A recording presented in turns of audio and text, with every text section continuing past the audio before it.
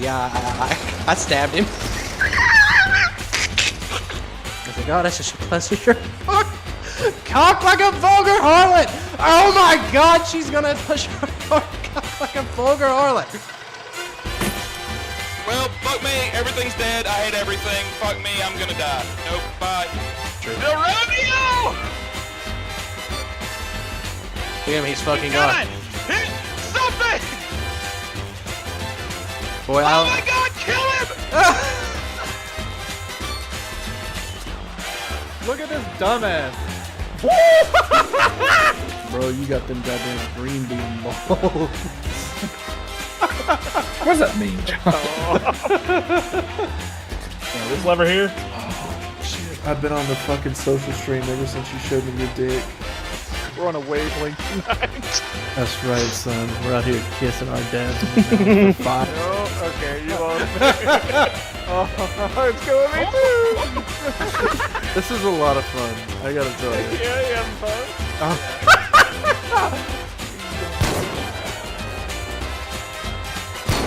That's getting hit. Dude, she moving, got the bob and weave. Oh my. It looks like there's a fish coming out of it. That's for the weird yordles like Fizz. People that aren't quite Two yordles. cupcakes and a fish. It's like, yeah. This isn't a yordle. I said the weird yordles. I'm not saying I saw our Ezreal run from like here all the way back here while the tanks are dying. Damn. brother.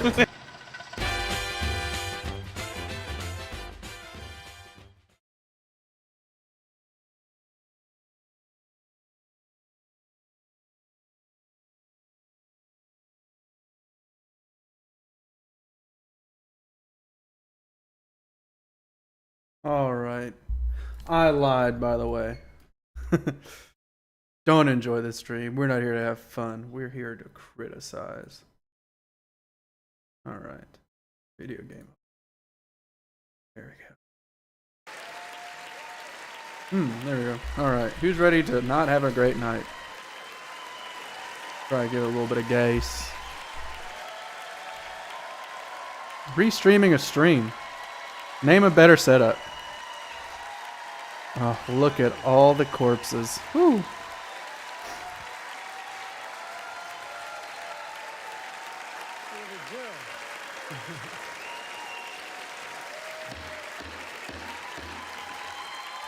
I feel like he had a count in his head. He was like, let it go for 10 and then smack that thing.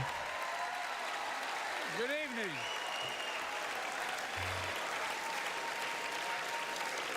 Good evening.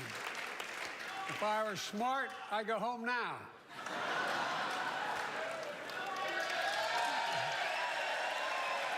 Oh, the Republicans clapping. That's funny. Mr. Speaker, Madam Vice President, members of Congress, my fellow Americans. When did they get In this down? January Oh, 1941, Franklin Roosevelt came to this chamber to speak to the nation. And he said, I address you at a moment unprecedented. oh, right. God, I'm supposed to give my thoughts before this starts. All right, State of the Union. What's he going to go over? All right, so he's going to talk about Trump a lot, I assume. I don't know. I guess, so this is mostly supposed to be like an update on like economy, jobs reports, policies moving forward that he's going to be working on, what's going on in the world. So Ukraine, NATO, give money to Ukraine. He'll probably make a comment about Trump saying to ignore NATO and for Putin to do whatever he wants, which is like obviously psychotic. And not only is he not going to denounce the violence in Palestine, I mean, he might do some like soft mealy mouth shit. Like he'll be like, we need less violence. We need to stop the deaths of the civilians. But I guarantee you he'll phrase it in a way every single time that doesn't say that the Israeli Defense Force is the one killing the civilians. I imagine he's going to do that through and through. If he does say anything at all, like even remotely reflective of the general sentiment of the country. But I mean, that's if we're lucky. He will probably say something super Zionist that nobody called for and nobody wants at least once as well. So we'll see. History of the Union. Hitler was on the march. War was raging in Europe. President Roosevelt's purpose was to wake up Congress and alert the American people that this was no ordinary time. Poor Freedom dude's and got to be on the democracy floor. were under assault in the world. Tonight, Am I pausable with the I space come bar? to this same chamber to address the nation.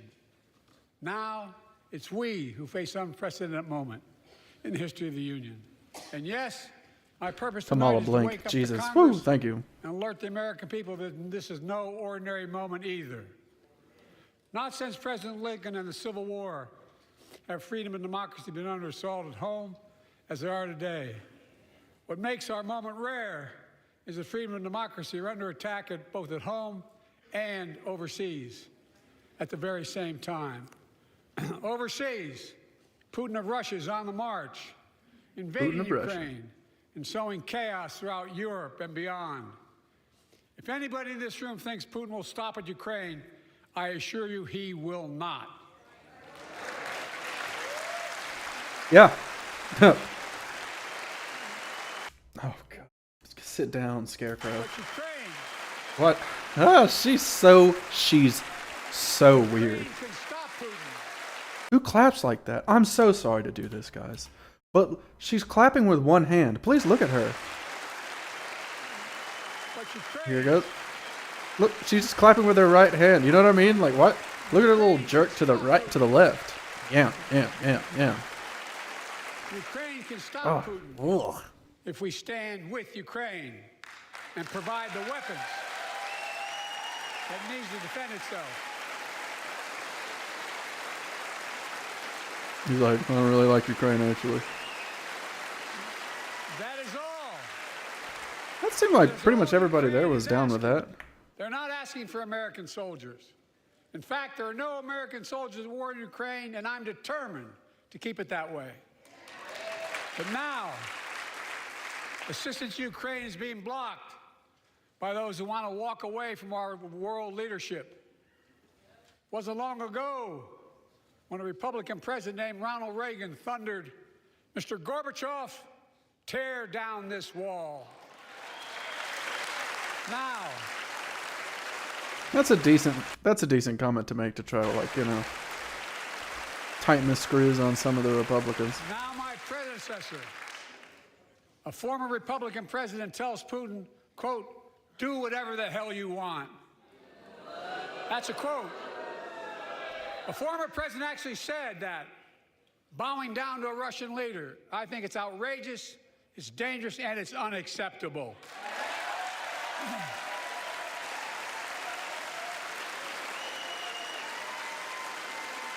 Ted Cruz is like, I'd tell him to do whatever he wants. Fuck it. As a founding member of NATO, the military alliance of democratic nations created after World War II to prevent war and keep the peace. And today, we've made NATO stronger than ever. We welcomed Finland to the alliance last year. I believe Sweden also joined, Just like, this morning, oh yeah, I was about to say today, I think. Sweden officially joined, and their minister is here tonight. Can they stand up? Is someone booing the Prime Minister of Sweden? Welcome, welcome.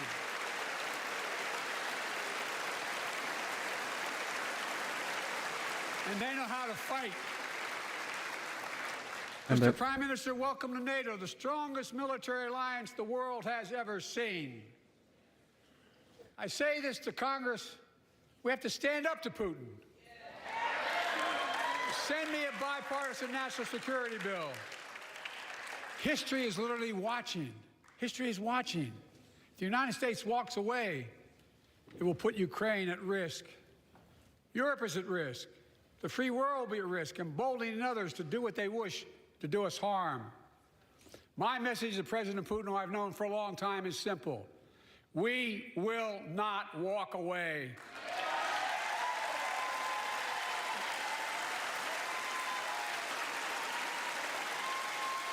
We will not bow down. It's so weird to me. Like a lot of the Republicans on the on the like left, on his left or right side, are not standing up to that. I feel like that's a fairly right wing position, like to combat Russia. I guess maybe they don't like the idea. I mean, it's that weird pivot. I always talk about how early on, especially, the only people that I saw that were anti-backing Ukraine was far left-wing people. That was most of what I saw. Then time passes, and then right-wing people, like the hardcore leftists, like the fucking like hardcore leftists, and then all of a sudden it became like a Republican talking point because they say Ukraine is corrupt and where's the money going? But I mean, I think I've been talking about this for like probably almost a year at this point. Is that they're really not sending that much like money? It's a lot of just like weapons and equipment. It's just strange to me. For me, backing Ukraine is such a fucking non-question. I mean, they literally, it's free defense. Like we're like, at the very least, there's like, even if someone makes the argument, they're just sending their reserves to fight Ukraine with. I mean, their reserves are like gone, dude. Like, and now it's, I mean, even if up till now they haven't spent a single dime on manufacturing weapons, they need to now at the very least. I mean, diverting their economic resources to a conflict that they should have won literally 2 years ago. I think that's a clean win, especially if it didn't really cost us anything. That's just me though. I will not bow down. Whoa, she's losing it. In a literal sense, history is watching. History is watching. Just like history watched 3 years ago on January 6th. When insurrectionists stormed this very Capitol and placed a dagger to the throat of American democracy. Many of you saw with our own eyes the insurrectionists were not patriots. They'd come to stop the peaceful transfer of power, to overturn the will of the people. January 6th lies about the 2020 election and the plots to steal the election posed a gravest threat to U.S. democracy since the Civil War. But they failed. America stood. No, he's like, no.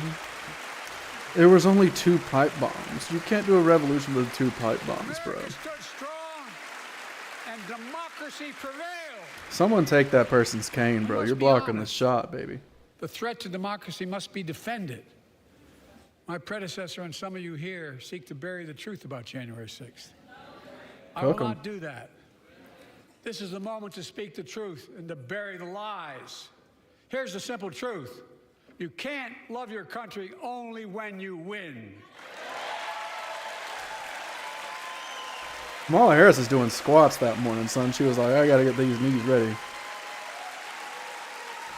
Doing stretches in my back.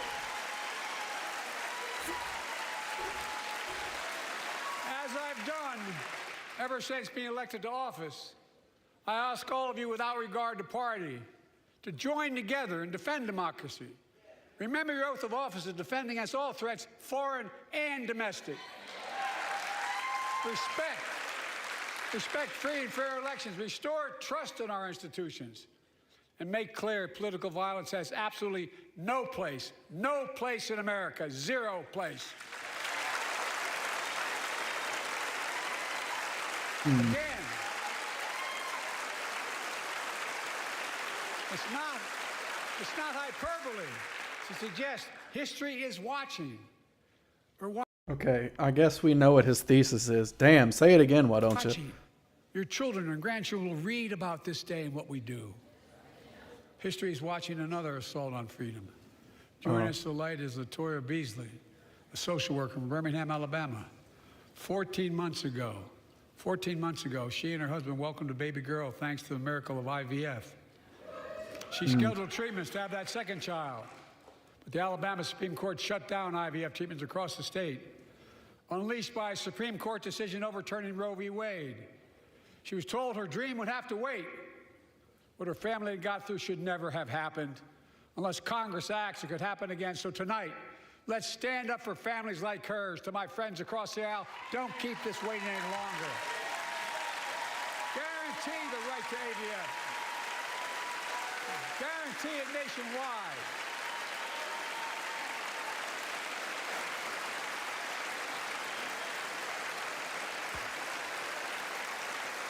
I don't know what the argument is against in vitro fertilization, truth be told. I don't know what the issue is. Is it that it's like you know what I mean? Like, what's the deal?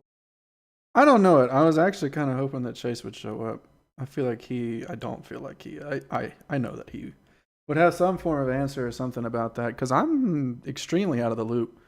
I know it was like a crazy unpopular decision. I mean, you know, I think both me and him would also agree that that's pretty across the board for most abortion treatments, whether you agree with it or not, you know. I just don't know what it was. I don't know why it was ruled against. I mean, I know it was like a religious ruling, which isn't supposed to be the place of the courts, but I mean, even still, like, I just, you know, I'm religious. I'd like to know if I agree with it. I guess. I don't know. To my knowledge, it was never something that was assailable, personally. I guess I could look into it, but I don't know. I don't know what the reasoning is behind it. I can see why it'd be an easy win for him to bring it up here. Maybe he'll pepper him in one at a time, so not bad one, but unpopular one because people are going to say shit in the crowd. Popular one because people say shit in the crowd, you know, back and forth. Maybe, we'll see. I don't know. Americans, I believe Roe v. Wade got it right. I thank Vice President Harris for being an incredible leader defending reproductive freedom. Win. Win. Who do you think he fell out of a coconut tree?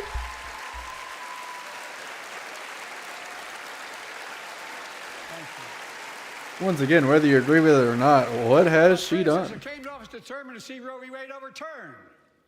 He's the reason it was overturned, and he brags about it. Look at the chaos that has resulted.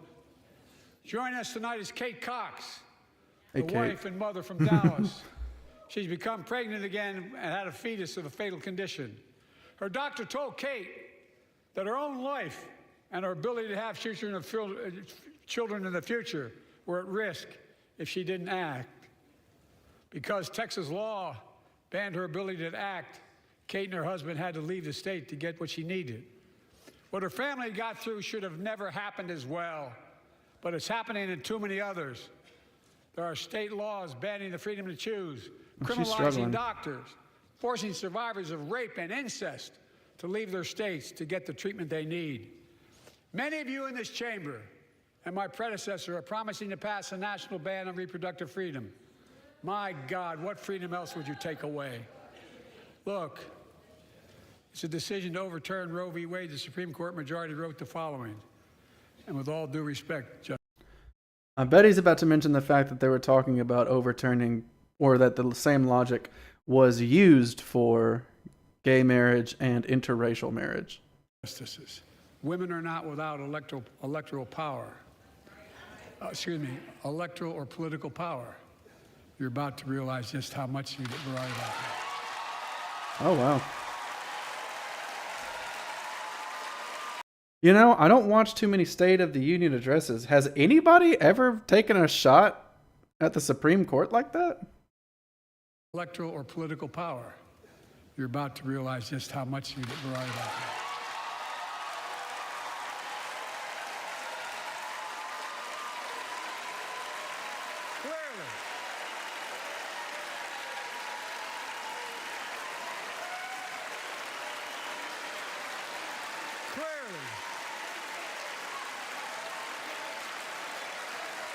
Those bragging about overturning Roe v. Wade have no clue about the power of women.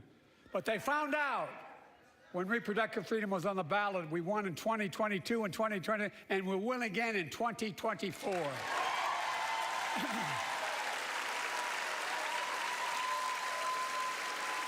Bold statement. I guess we'll see, bro. I don't know. We're gonna keep going. I don't know. You're banking on that hard. Ooh, I should circle back on that later. Wait, did you have a Palestine flag? Look at these people.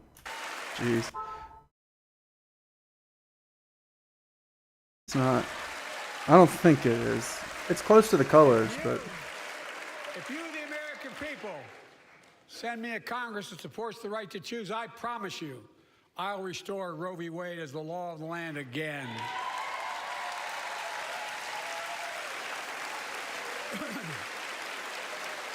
You know what's interesting? Mike Johnson in the back really didn't react to that. I guess we'll watch. But he reacted, I mean, as much. I mean, this is his first one. Listen, he's nervous, okay? But, like, you know, he didn't really respond to that as much as I would have expected him to. He responded more to the J6 stuff than that. America cannot go back. I'm here tonight to show what I believe is the way forward, because I know how far we come. 4 years ago next week, before I came to office, the country was hit by the worst pandemic and the worst economic crisis in a century. Remember the fear, record losses. Remember the spikes in crime and the murder rate, raging virus that took more than 1 Ooh, phone call. Be right back.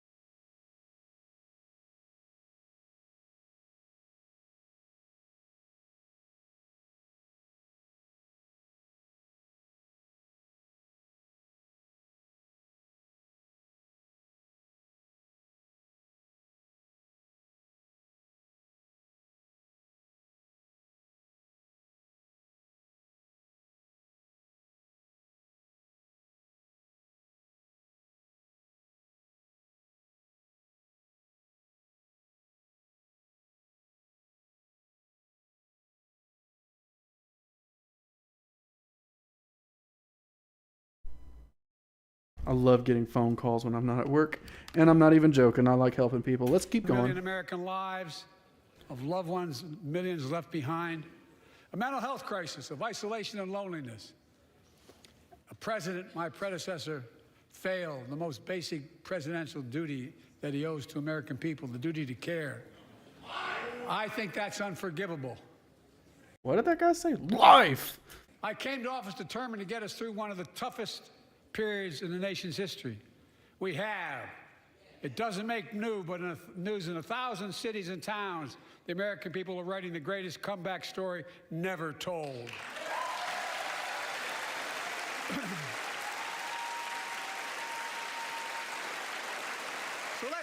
We do have some weird. It's not even like revisionist history. It's just like things brought up. Yeah, I guess it's lies by omission is what it really is.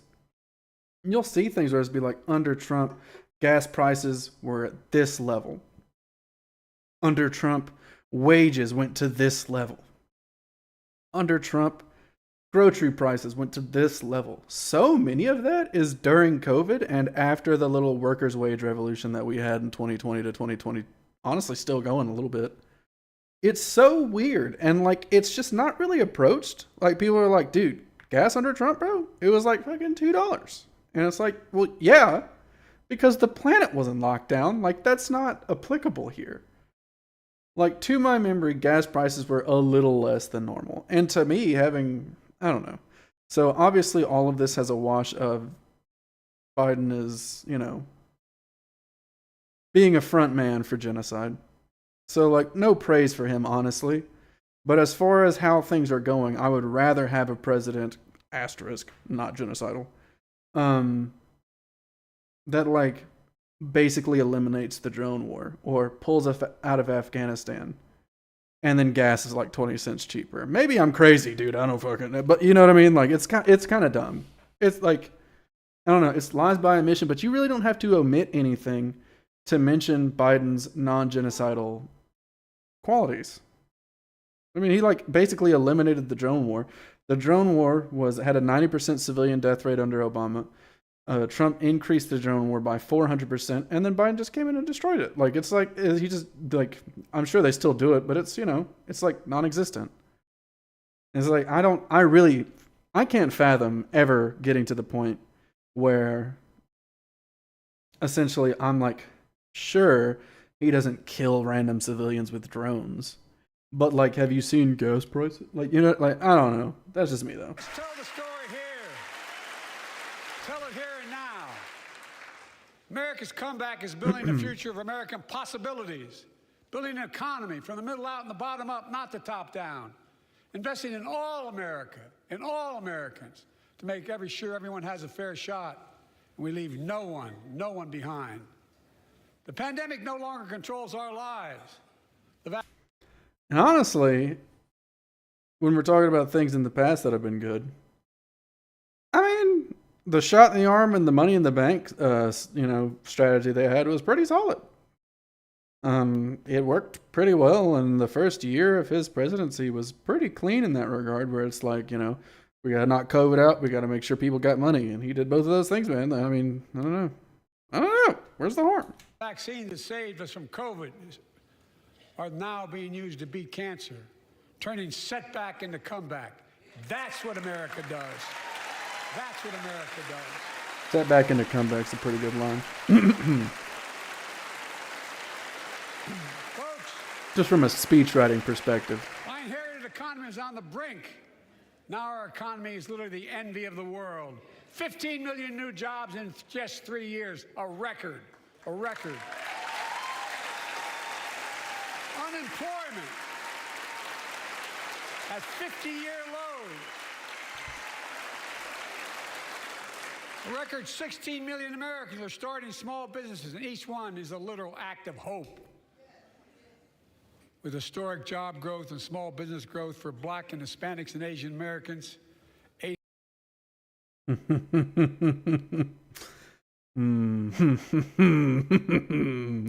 800,000 new manufacturing jobs in America and counting. Where is it written we can't be the manufacturing capital of the world? We are, we will. More people have health insurance today. More people have health insurance today than ever before. The racial wealth gap is as small as it's been in 20 years. Wages keep going up, inflation keeps coming down. Inflation has dropped from 9% to 3%, the lowest in the world, and tending lower. He does do better in every single jobs report, all of that shit, like every time than anybody expects. The landing is and will be soft. And now, instead of importing foreign products and exporting American jobs, we're exporting American products and creating American jobs. Right here in America, where they belong.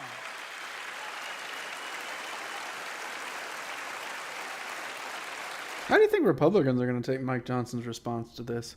Because they're kind of a glitz and glam activity, you know? They're kind of a vibes-based, like, theater approach. I guess I'm waiting to see if they, like, show out.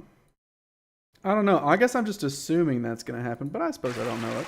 And it takes time, but the American people are beginning to feel it. Consumer studies show consumer confidence is soaring. Buy America has been the law of the land since the 1930s. Past administrations, including my predecessor, including some Democrats as well in the past, failed to buy American. Huh. Not anymore. Fair enough. On my watch, federal projects that you fund, What does he not like about that? American roads, bridges, and highways will be made with American products and built by American workers. Oh, he clapped at that one. Creating good I guess paying Republicans just don't American want to give jobs. him the credit for that one, so they're sitting down. I hope they support that idea, but And I hope I Science die this Act. year. The United States is investing more in research and development than ever before. During the pandemic, a shortage of semiconductors, chips, that drove up the price of everything from cell phones to automobiles. And by the way, we invented those chips right here in America. Well, instead of having to import them, private companies are now investing billions of dollars to build new chip factories here in America, creating tens of thousands of jobs. Many of those jobs paying $100,000 a year and don't require a college degree. I will say, as someone who is pretty anti-Biden since October 7th, if there's one thing, unless Trump comes in and kneecaps it because he hates Biden, which I think anybody who's paid any shred of attention to politics in their lifetime knows that that's definitely a possibility. As long as Trump doesn't touch that and kneecap it or something, if there's one thing, it's either his NLRB adjustments, or it's going to be that CHIPS Act that is going to be the biggest and most major long-term studied changes in American policy. And I do mean that. It's so under the radar, the CHIPS Act, but I really do think that has a possibility of being like the biggest aspect of his presidency. In fact, my policies have attracted $650 billion in private sector investment in clean energy, advanced manufacturing, creating tens of thousands of jobs here in America. Kamala, you can. They know you like him. You ran with him, brother. Sit down, bud. Thanks to our bipartisan infrastructure law, 46,000 new projects have been announced all across your communities. And by the way, I noticed some of you strongly I was not ready for the white man jump scare, dude. Get out of here. against it, or they're cheering on that money coming in. I like it. Look at this goofball. I'm with you. He was like, oh, I'm going to run for president eventually. I'm going to run for president eventually. I'll do it again. If any of you don't want that money in your district, just let me know. Modernize our roads and bridges, ports and airports, public transit systems. Removing poisonous lead pipes so every child can drink clean water without risk of brain damage. We hate kids. Fuck them. Providing Look at him over there. affordable high-speed internet for every American, no matter where you live, urban, suburban, or rural communities, in red states and blue states. Record investments in tribal communities. Because of my investment in family farms, because I invested in family farms led by my Secretary of Agriculture, who knows more about this than anybody I know, we're better able to stay in the family for those farms and their children and grandchildren won't have to leave home to make a living. Most farmers own at least $1 million worth of equipment. Like, fucking, who's leaving? It's Sorry. transformative. He said what? Oh, transformative. Leave home to But he make said a living. informative. It's transformative. The great comeback story is Belvedere, Illinois. God dang Belvedere, dude. Home I don't to know an who that auto is. plant for nearly 60 years. I was memeing. Before I came to office, the plant was on its way to shutting down. Thousands of workers feared for their livelihoods. Hope was fading. Classic And I was elected to hope office, fading and we away, raised the dude. Belvedere repeatedly with auto companies, knowing unions would make all the difference. The UAW worked like hell to keep the plant open, to get Union these sport. jobs back, and together we succeeded. Instead of auto factories shutting down, auto factories reopening, and new state-of-the-art battery factories being built to power those cars there at the same.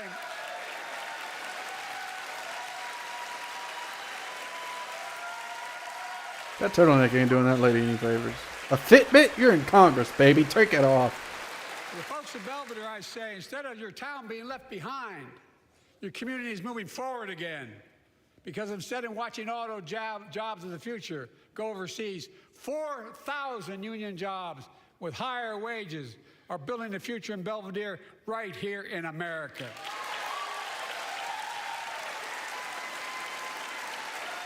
Hell, half the Democrats probably won't stand up for union support. Here tonight is UAW President Shawn Fain, a great friend and a great labor leader. Shawn, where are you? Stand up.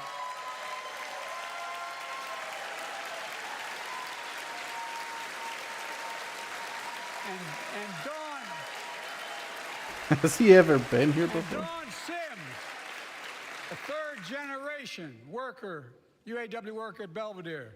Shawn, I was proud to be the first president to stand on the picket line, and today, That is actually, god damn it, dude. Just why are you fucking crazy about Israel?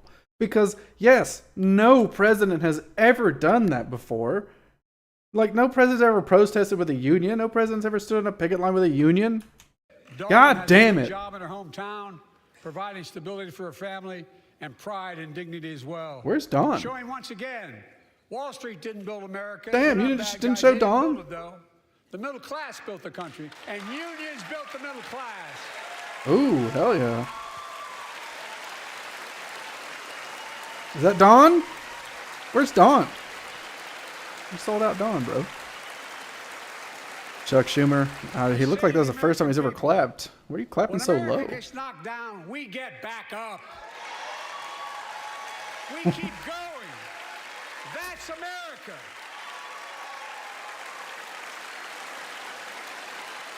That's you, the American people. It's because of you America's coming back. It's because of you our future is brighter. It's because of you that tonight we can proudly say the state of our union is strong and getting stronger. He's like, I need to believe this shit.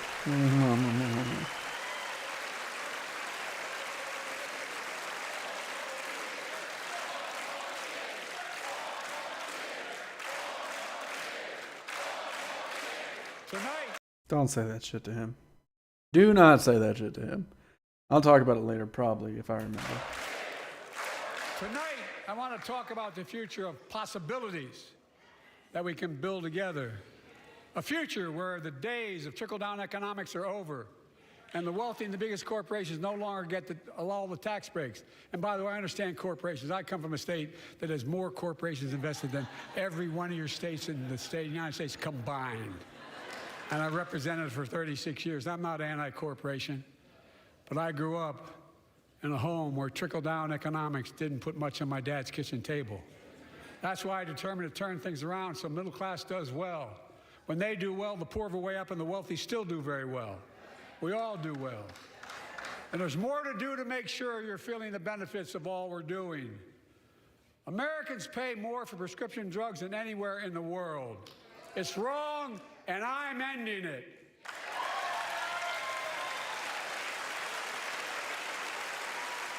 How you planning to do that, pal? What's the goal? For the law that I proposed and signed. What if I what if I just did a little bit of what if I just did a little bit of what if I just did a little bit of what would be a good one? Oh yeah.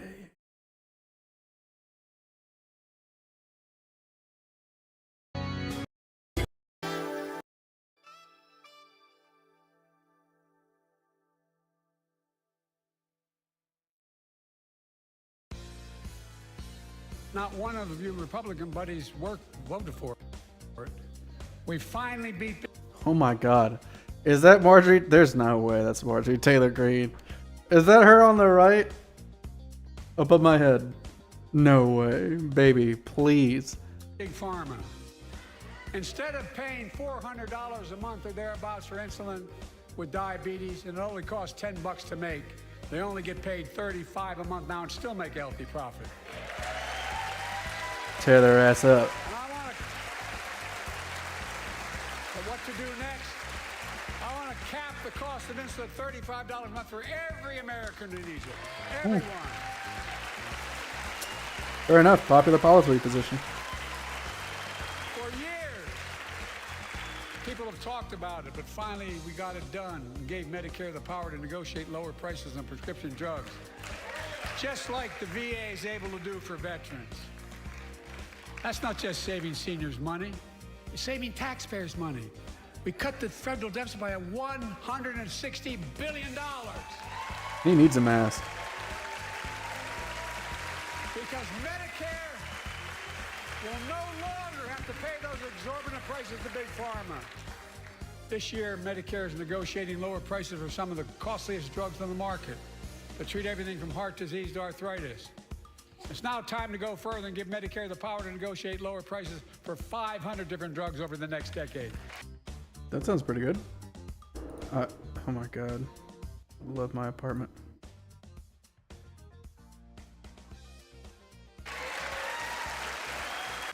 So that was the thing.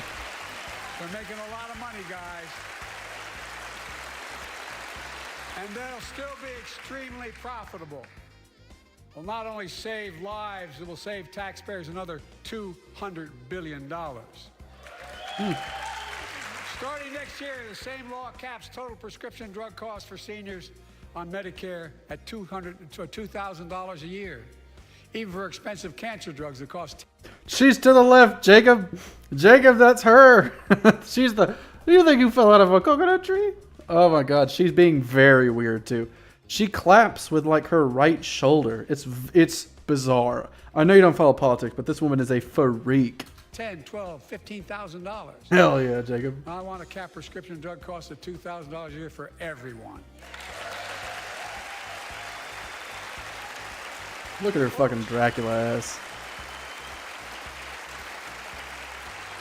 I'm going to get in trouble for saying that, but if you want to get an Air Force One and fly to Toronto, Berlin, Moscow. Thank you, Jacob. I mean, excuse me. And well, even Moscow, probably. And bring your prescription with you, and I promise you I'll get it for you for 40% the cost you're paying now. Same company, same drug, same place. Folks, the Affordable Care Act, the old Obamacare. The old Obama. Listen, Care Act, the old the Obamacare. old Obamacare. Old It's still a Obamacare. very big deal. Oh, it's fucking cool, isn't it? Yeah, they fucking. Oh, why is he so proud of himself for that?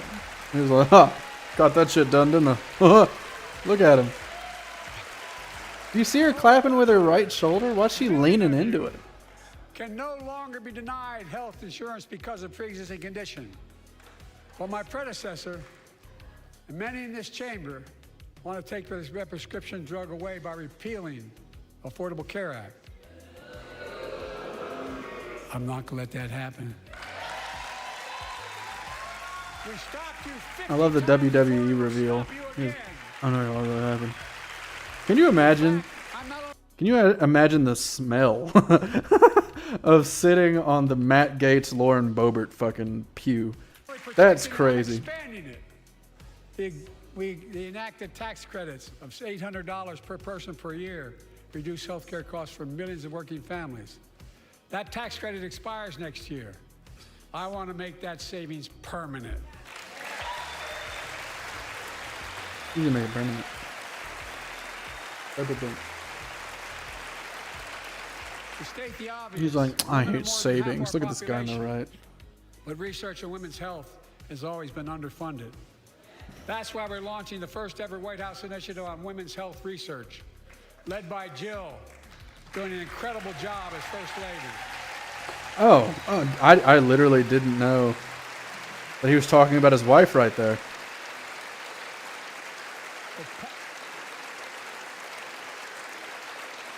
So pass my plan for $12 billion to transfer women's health research and benefit millions of lives all across America. Our lives. I know the cost of housing is so important to you. If inflation keeps coming down, mortgage rates will come down as well. And Liberal. The Fed acknowledges that. But I'm not Liberal. waiting. I want to provide an annual tax credit that will give Americans $400 a month for the next 2 years as mortgage rates come down, to put toward their mortgages when they buy their first home or trade up for a little more space. Just for 2 years.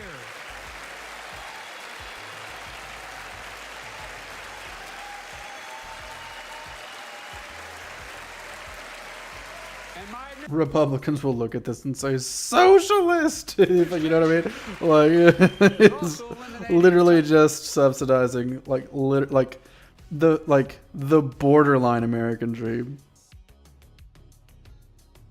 I actually did, but no one was there, so I left. Sorry, Schultz. title insurance I'm sure this can't go on much on longer. federally backed mortgages. I've been here for 44 minutes. When you refinance your home, you can save $1,000 or more as a consequence. For millions of renters, we're cracking down on big landlords who use antitrust law, who break antitrust laws by price fixing and driving up rents. Hell yeah. We've cut red tape Hell yeah, Schultz. so builders can get federally financing, which is already helping build a record 1.7 million new housing units nationwide. Now pass and build and renovate 2 million affordable homes and bring those rents down. It is so crazy to listen to this as compared to the State of the Union address from like Donald Trump. There's so much here, but like there's just like I don't know, it was just so empty back in the day.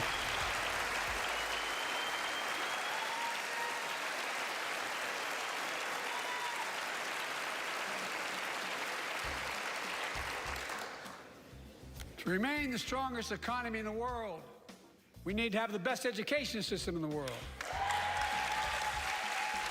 I love this because the Republicans will bristle at the thought of education. And I suspect all of you, Gotta want to delete the give Department of every Education. child a good start by providing access to preschool for 3 and 4 years old. You know, I think I pointed out last year. You lost, bro? Bitch with the canes at it again. I think I pointed out last year that children coming from broken homes where there's no books, they're not read to, not spoken to very often, start school, kindergarten, or first grade, having heard 1 million fewer words spoken. Well, studies show that children who go to preschool are nearly 50% more likely to finish high school, go on to earn a 2- and 4-year degree, no matter what their background is.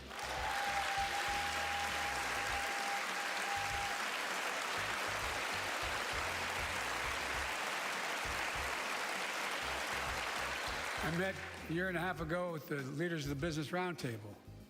They were mad that they were angry, I think, well, they were discussing That was kind of funny. why I wanted to spend money on education. I pointed out to them as vice president, I met with over 182 of those folks. Don't hold me to the exact number. And I asked them what they need most, the CEOs. And you've had the same experience on both sides of the aisle. They say a better educated workforce, right? So I looked at them. That got more of a pop that I was expecting the room to be quiet. I don't know. I come Okay. from Delaware. DuPont used to be the 8th largest corporation in the world. And every new enterprise they bought, they educated the workforce to that enterprise. But none of you do that anymore. Why are you angry with me providing you the opportunity for the best educated workforce in the world? And they all looked at me and said, I think you're right. I want to expand high-quality tutoring and summer learning to see that every child learns to read by 3rd grade. Just gotta play Pokemon, bro. That's how you learn to read.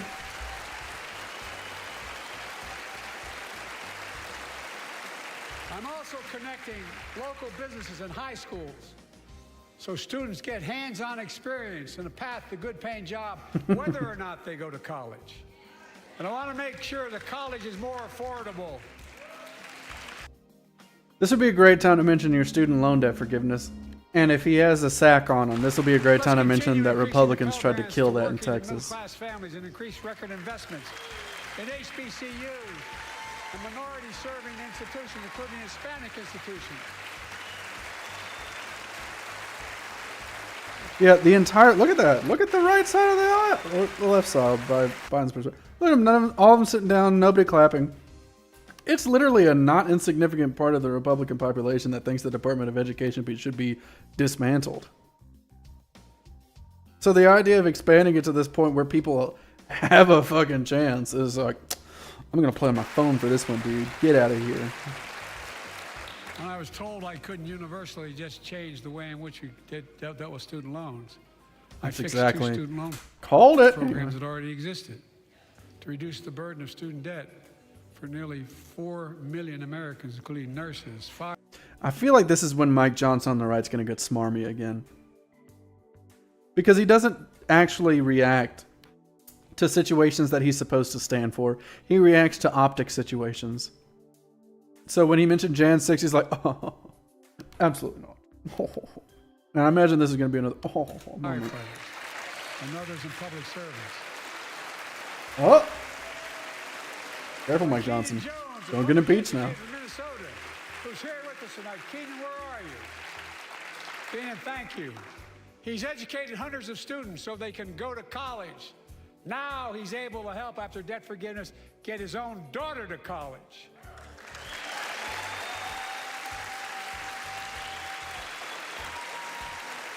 And folks, look, such relief is good for the economy because folks are now able to buy a home, start a business, start a family. While we're at it, I want to give public school teachers a raise. Huh, that actually got a legitimate reaction out of Kamala Harris there. She's been very robotic up to this point. And, Elizabeth Warren, Jill Biden, those are good people to show in that situation. I mean, Republicans are still just sitting there. We cut the deficit. I believe the first year and maybe the second year of Joe Biden's presidency were budget neutral, which is by itself, what would be the term? Unexpected or unlikely. It's not something that typically happens. Now, let me speak to the question of funding. I think it kind of speaks to his experience. I mean, he's old as shit and he's been in Congress for forever. But I think it kind of speaks to his experience, kind of like pulling out of Afghanistan, regardless of what people say, also kind of speaks to his experience. For all Americans. I've been delivering real results in fiscally responsible ways.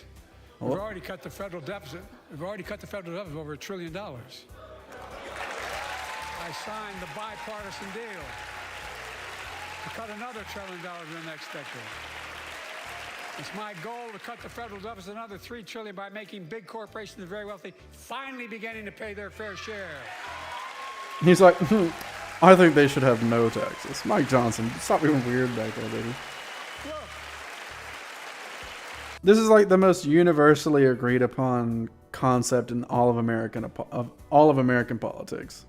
Is to literally just make rich people pay taxes, make companies pay taxes, not just based on liquid wealth, but like the entirety of their I'm a wealth. capitalist. If you want to make or can make $1 million or millions of bucks, that's great. Just pay your fair share in taxes. This is literally the easiest point to hit, and he's like, Fair tax code. It's how we invest things to make this country great. Healthcare, education, defense, and so much more. But here's the deal. The last administration enacted a $2 trillion tax cut, overwhelmingly benefit the top 1%, the true. very wealthy and the biggest corporation, Boo, we love rich people. and exploded the federal deficit. Also true. And the people running against him said as much. They can get mad, but Ron DeSantis and Nikki Haley both hit him on that. They added more to the national debt than any presidential term in American history. Check the numbers. I was about to say, they can shake their head, but it's just true. Folks at home, does anybody really think the tax code is fair? Do you really think the wealthy and big corporations need another $2 trillion tax break? I sure don't. I'm going to keep fighting like hell to make it fair. Under my plan, nobody earning less than $400,000 a year will pay additional penny in federal taxes. Nobody, not one penny. And they haven't yet. Why is it focusing on Pramila Jayapal? The child tax credit I passed during the pandemic cut taxes for millions of working families and cut child poverty in half. Literally true. He didn't continue it past, 2 or 3 years, but he did do that. I mean, a lot of people said he should continue it. Restore that child tax credit. Why is it focusing on him? What's his name again? Fuck him. No child should go hungry in this country. The way to make the tax code fair. Look at his face. He's like, no child should go hungry. But what if they didn't go to college? Code fair. What if they got pregnant in high school? Shouldn't those kids go hungry? To make big corporations and the very wealthy begin to pay their fair share. In all fairness, he's staring at Biden's bald spot, Remember so in whatever. 2020, 55 of the biggest companies in America made $40 billion and paid zero in federal income tax. Zero. Not anymore. Thanks At least to the law 15, isn't it? Signs, big companies have to pay a minimum 15%. Yeah. But that's still less than working people pay in federal taxes. It's time to raise corporate minimum tax to at least 21%. Yeah, like, they're kind of being a burden. So, like, what if we just let them perish? Consider, Where's the harm? They die. We get more money. There you go. See, look at his face There are more back people there, bro. paying federal taxes. He's like, corporations pay less in taxes percentage-wise than regular Americans do. And that's bad. It's time to Watch raise this corporate minimum motherfucker. tax to at least 21%. Oh, you're so lost. So lost. So I don't know who this dude is in the middle, but he's actually playing it, dude. Like, shout outs to this guy.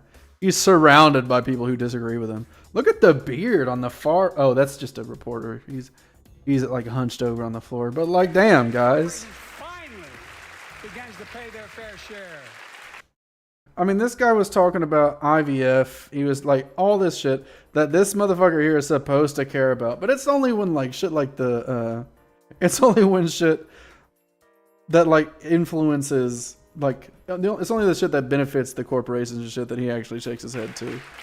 What a tool. And tax Hammer looking motherfucker walking around, Black and Decker looking motherfucker. breaks for big pharma, big oil, private checks, massive executive pay when it's only Private jets. Hey guys, you don't like Taylor Swift? God damn it. We hate private jets in here. $1 million that could be deducted. They can pay him $20 million if they want, but deduct $1 million. End it now. You know, there are 1,000 billionaires in America. You know what the average federal tax is for those billionaires? No. They're making great sacrifices, 8.2%. That's far less than the vast majority of Americans pay. His sassiness really does get you every now and then. No billionaire should pay a lower federal tax rate than a teacher, a sanitation worker, or a nurse. Now he's nodding. Mike Johnson, make up your mind, baby. Oh, it's this motherfucker with the cane. Put that shit down. You're blocking the camera, babe. A minimum tax for billionaires of 25%, just 25%. You know what that would raise? That would raise $500 billion over the next 10 years. And imagine what that could do for America. Imagine a future with affordable child care. Millions of families can get they need to go to work to help grow the economy. Child care. I don't know if y'all know somebody who's got to go through child care, but the rates for child care is fucking crazy right now. Fucking insane. The idea that just taxing the billionaires in the country that much is unimaginable to me mathematically. Imagine a future with paid leave, because no one should have to choose between working and taking care of their sick family member. Imagine the future of home care and elder care, and people living with disabilities, so they can stay in their homes and family caregivers can finally get the pay they deserve. Tonight, let's all agree once again to stand up for seniors.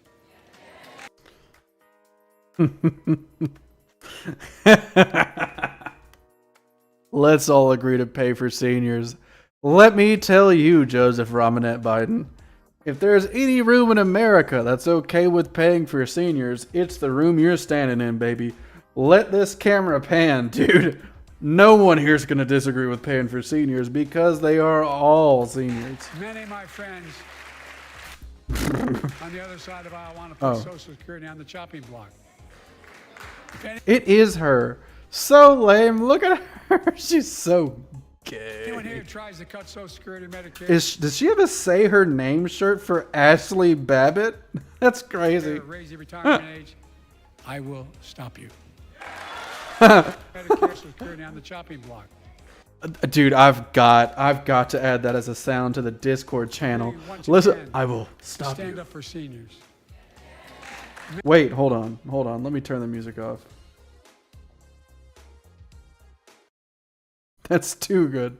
Listen to his ass. Many of my friends on the other side of the aisle Listen. want to put Social Security on the chopping block. If anyone here tries to cut Social Security, Medicare, or raise the retirement age, I will stop you. Oh my god, it's like Jujutsu Kaisen in here, dude. Like he fucking... I will stop you. I was not ready for him to come with such heat. I apologize. I was unfamiliar with your game. All right, normally I'm a lot more serious on these, but that shit caught me off guard. One more, If anyone please. here tries to cut Social Security, Medicare, or raise the retirement age, I will stop you.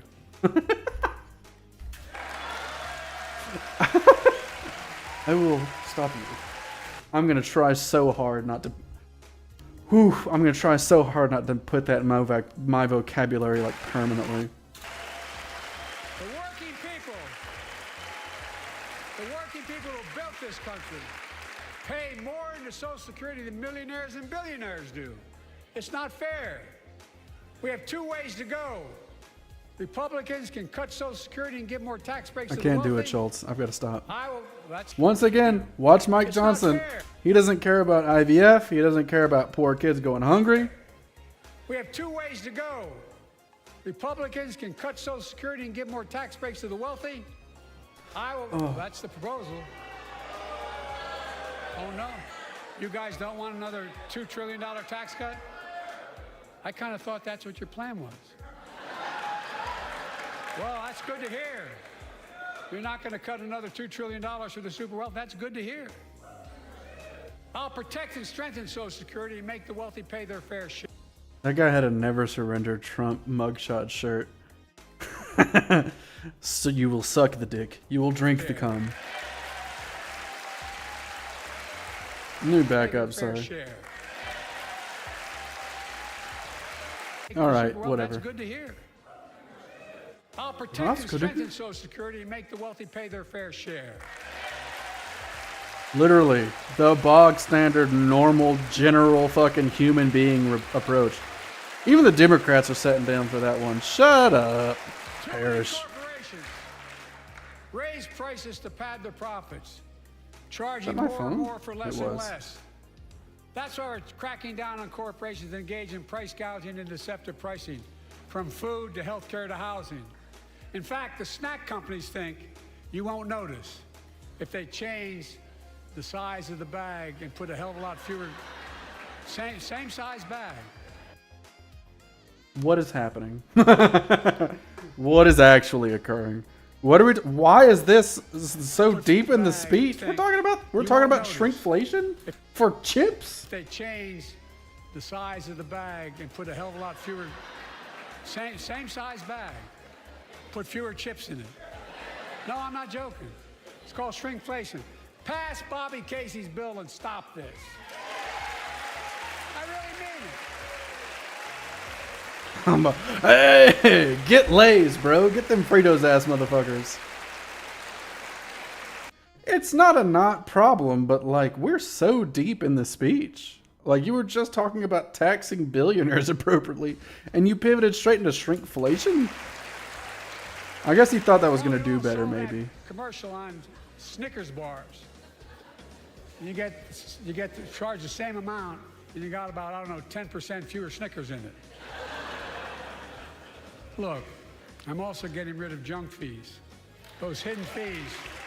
He must be ending on a strong note here in a second to be.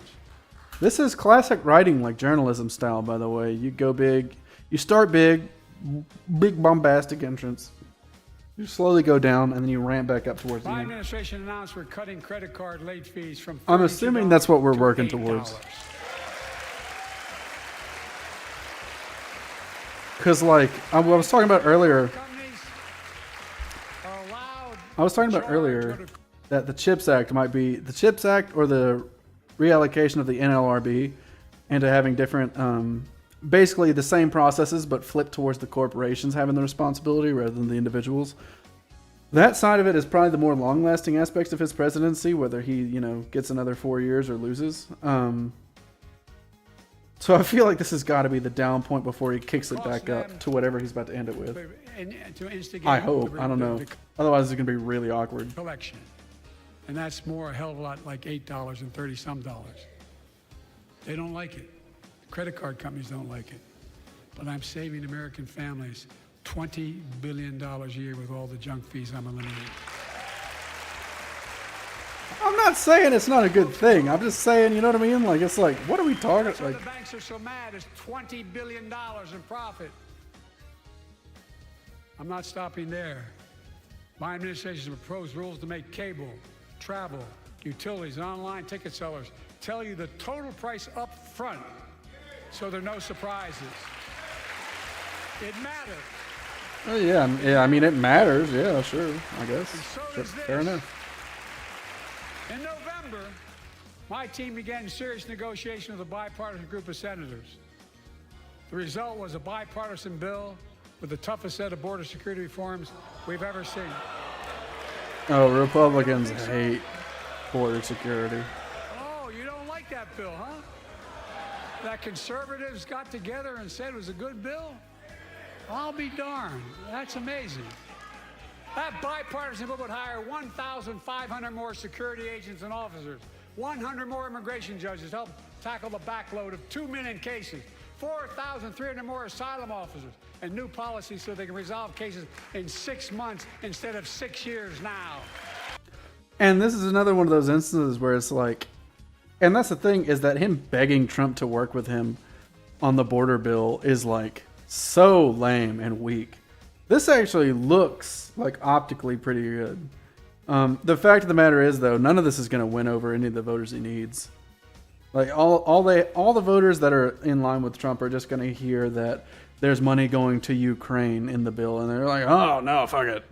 Or they'll just hear Trump say, "Don't vote for it" or "Don't support it," and they just won't. Like, you're not winning anyone over with this.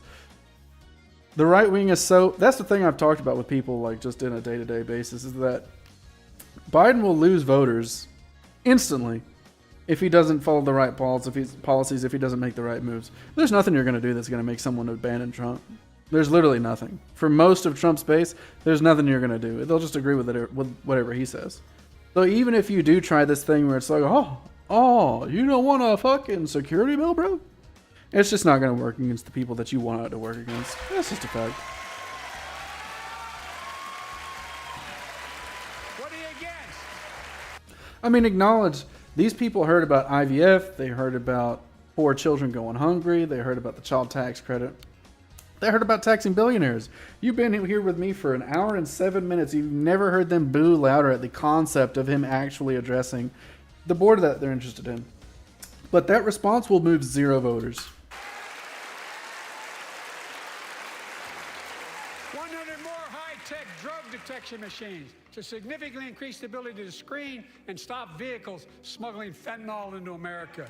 That's killing thousands of children. They're all sitting down, and yet fentanyl was a major part of every single Republican debate this year. I know because I responded to all but one of them. It will also give me and any new president new emergency authority to temporarily shut down the border when the number of migrants at the border is overwhelming. The Border Patrol Union has endorsed this Why are you bill. shaking your head? Why is he upset? That's what you want. The Federal Chamber of Commerce is, yeah. You're saying low. Look at the facts. I know you know how to read. Damn.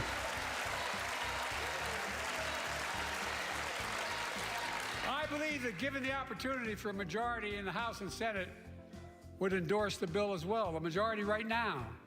But unfortunately, politics has derailed this bill so far. I'm told my predecessor called members of Congress in the Senate to demand they block the bill. He feels political win. He viewed it as a political win for me and a political loser for him. It's not about him. It's not about me. I'd be a winner. Not really.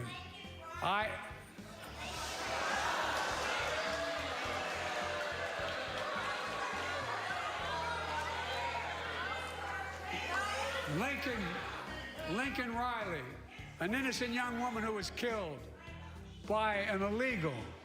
That's right. But how many of thousands of people being killed by illegals? To her parents, I say, my heart goes out to you, having lost children myself. I understand. But look, if we change the dynamic at the border, people pay these smugglers $8,000 to get across the border because they know if they get by and let into the country, it's 6 to 8 years before they have a hearing. And it's worth taking the chance of the $8,000. But if it's only 6 weeks, The idea is it's highly unlikely that people will pay that money and come all that way knowing that they'll be able to be kicked out quickly. Folks, I would respectfully suggest my Republican friends owe it to the American people, get this bill done. We need to act now. Okay, so basically the idea is an incentive-based structure where instead of someone spending $8,000 to get into the country and they have 6 to 8 years before they get clearance to, become either visa'd or citizens, the idea is to shorten the gap so that they're not incentivized to go for these extra legal routes. They go through the process, they get through in 6 weeks or 6 months, and they walk perfectly free. I haven't looked much into it. I understand the reasoning behind it, I guess. They're upset that Laken Riley died, I guess, to an illegal immigrant. But the idea is to change the incentive structure, which incentive structures are historically reallocating or adjusting incentive structures is a fairly right-wing economic perspective. Economics in a general sense, not just in a dollar sense. Instead of paying politics and pressuring members of Congress to block the bill, join me in telling the Congress to pass it. We can do it together. But that's what here's what he will not do. I will not demonize immigrants saying they are poison in the blood of our country. I will not. Yeah, literally the bare fucking minimum when speaking about immigrants. Separate families. I will not ban people because of their faith. Unlike my predecessor on my first day in office, I introduced He's sugar that he's like, gotta ban them because of their faith, dog. comprehensive bill to fix our immigration system. Take a look at it. It has all these and more. Secure the border. Provide a pathway to citizenship for dreamers. And so much more. But unlike my predecessor, I know who we are as Americans. We're the only nation in the world with a heart He's and like, soul oh, I hate it when people enter the country. that draws from old and new. Home to Native Americans and ancestors have been here for thousands of years. Home to people of from every place on earth. They came freely. Some came in chains. Some came when famine struck, like my ancestral family in Ireland. Some to flee persecution, to chase dreams that are impossible anywhere but here in America. That's America. And we all come from somewhere, but we're all Americans. They don't like that shit. So transparent. So goofy. This motherfucker with the cane. I feel like they've moved the cameras intentionally to get away from the dude with the cane. We have a simple choice. We can fight about fixing the border, or we can fix it. I'm ready to fix it. I was like, don't fix the border, bro. I want to complain about this for the next 45 years, bro. The border bill now.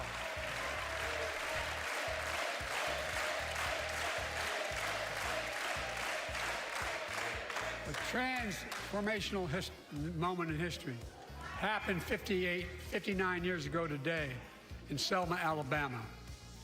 Hundreds of foot soldiers for justice marched across the Edmund Pettus Bridge, named after the Grand Dragon of the Ku Klux Klan, to claim their fundamental right to vote. They were beaten, they were bloody, and left for dead.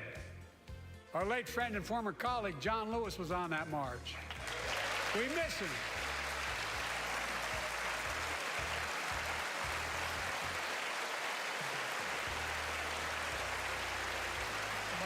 Joining us tonight, Fair enough, Mike Johnson. our other marchers, both in the gallery and on the floor, including Betty Mae Fikes, known as the voice of Selma, the daughter of gospel singers and preachers. She sang songs of prayer and protest on that bloody Sunday to help shake the nation's conscience. 5 months later, the Voting Rights Act passed and was signed into law. I hope this is about voting rights and Thank you. preventing gerrymandering in red states to block off African Americans from being able to vote. I assume that's where we're going, and it's not just a call to history. Fingers crossed, I guess.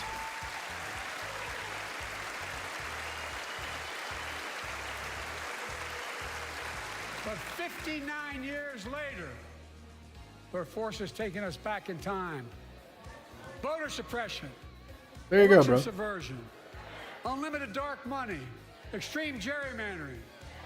John Lewis was a great friend to many of us here, but if you truly want to honor him and all the heroes who marched with him, then it's time to do more than talk. Pass the Freedom to Vote Act, the John Lewis Voting Right Act.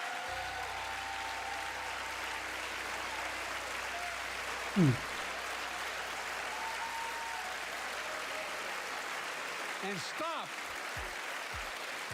denying another core value of America, our diversity across American life. Banning books, it's wrong. Instead of erasing history, let's make history. I want to protect fundamental rights. Pass the Equality Act. He started a nod. I think that was an accident. I have your back. Pass the PRO Act for workers' rights. I'm not too familiar with the PRO Act, in all honesty. I've heard good things about it, but I don't know it for sure. Because every worker has a right to a decent living more than $7 an hour. I can feel this man about to do another smug nod, Mike Johnson. But let's not ignore the fact that this man could have gotten a higher federal minimum wage. He let what's the name of this? It's not the Senate Oversight Committee. But basically, there's a non-elected position that he could have refilled with whoever he wanted. Early on, this was year one criticism of Biden, was that he could have just literally booted that guy and then moved on without him. I think it was a lady, actually. But he could have just booted him and hired someone or, appointed someone that agreed with him and gotten the federal minimum wage up higher in his, I think it was the infrastructure bill. And he just didn't. So it's like, this is a decent point of criticism. No one on the right will criticize him for that level of hypocrisy. They'll be like, he doesn't care about the border even though he made a border bill. But it's American politics. Shaking his head. No, Americans don't deserve more than $7. Because every worker has a right to a decent living more than $7 an hour. Shake your head, bro. Fuck no, bro. $7. $7 for an hour of your life. By confronting the climate crisis, not denying it. I don't think any of you think there's no longer a climate crisis. At least I hope you don't. I'm taking the most significant action ever on climate in the history of the world. The history of the world. In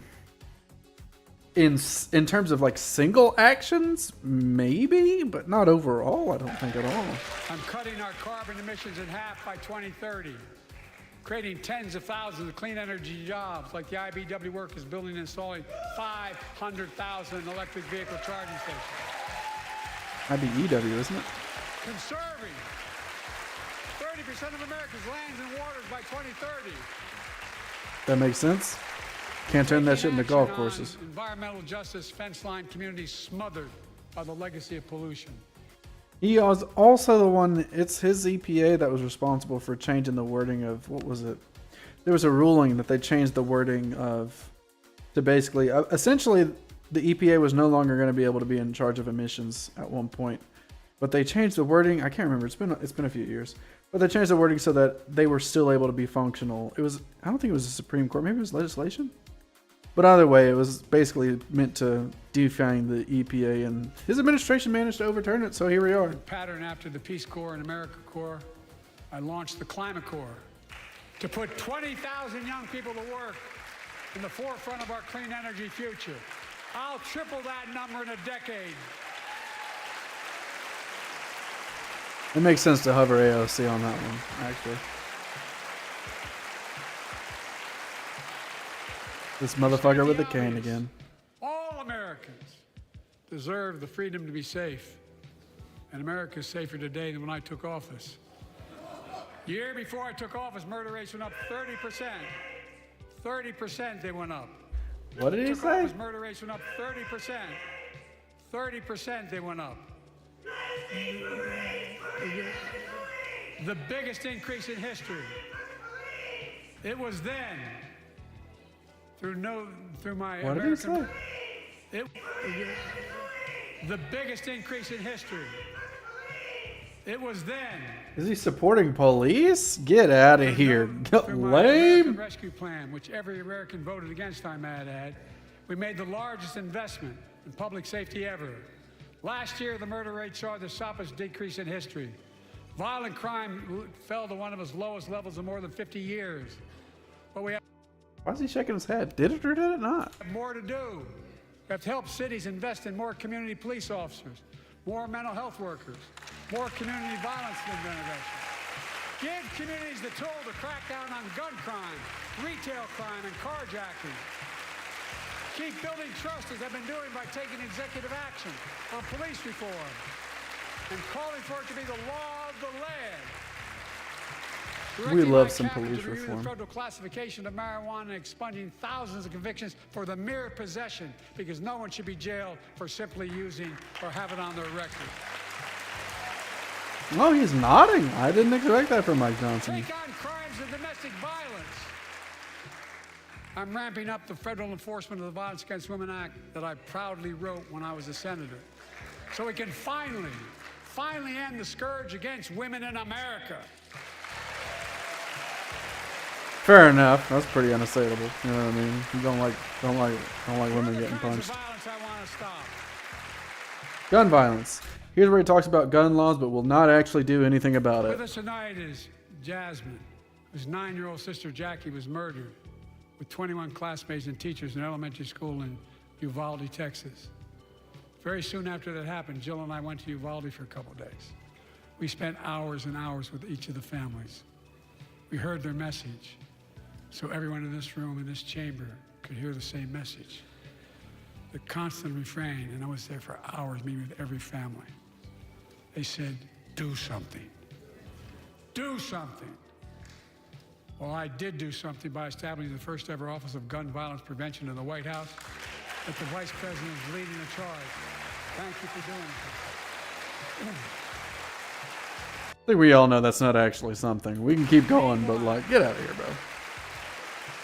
Maybe he's gonna lead into that, but come on, bro. Meanwhile, my predecessor told the NRA he's proud he did nothing on guns when he was president. Oh. After another shooting in Iowa recently, he said, when asked what to do about it, he said, just get over it. There's his quote. I was about to say, did he say it or not, Mike Johnson? You fucking Just get weirdo. over it. I say, stop it. Stop it, stop it, stop it. Don't stop it. This is always the like weird political theater, and no one talks about optics and weirdness like this on the right because he's like, "Oh, stop it! What are we gonna stop killing kids? Hell no, bro. We're gonna stop shooting up nightclubs? What are we, fucking Europeans?" Gun safety law in nearly 30 years because of this Congress.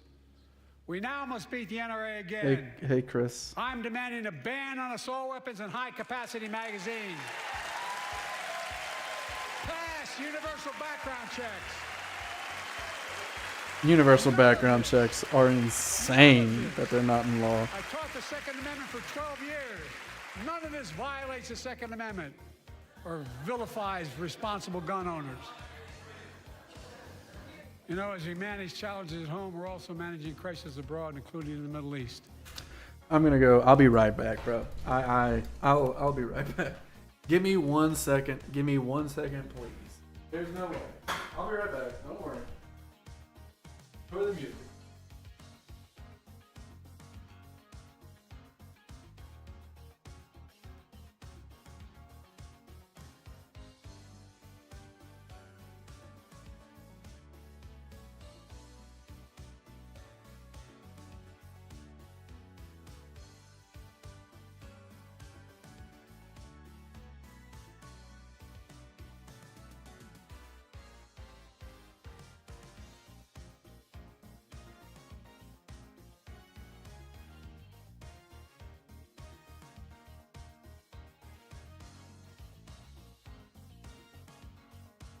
I know this is about to be bad.